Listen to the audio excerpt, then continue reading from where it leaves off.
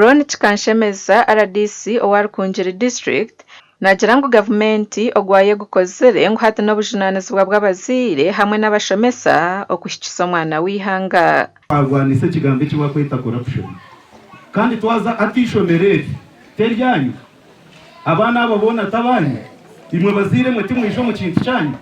so ni nyenda ati muhindura ururimi ngo ishomero ne rya gavumenti mubanze muri owuni ribishomero ryanyu abantu bangahe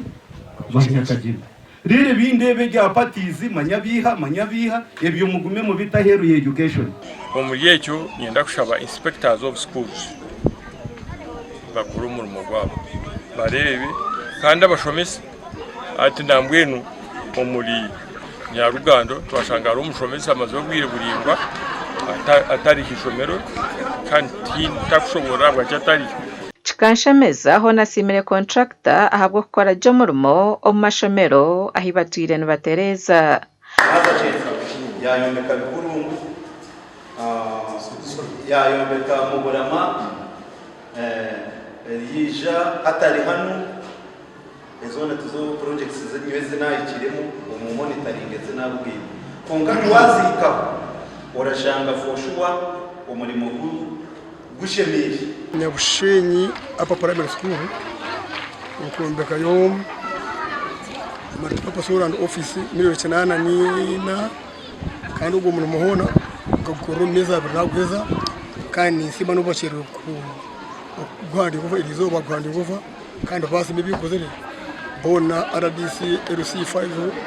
all heads of departments bona basi wa district emirimo yene yitu ya ibale ba commissioning ngelizoba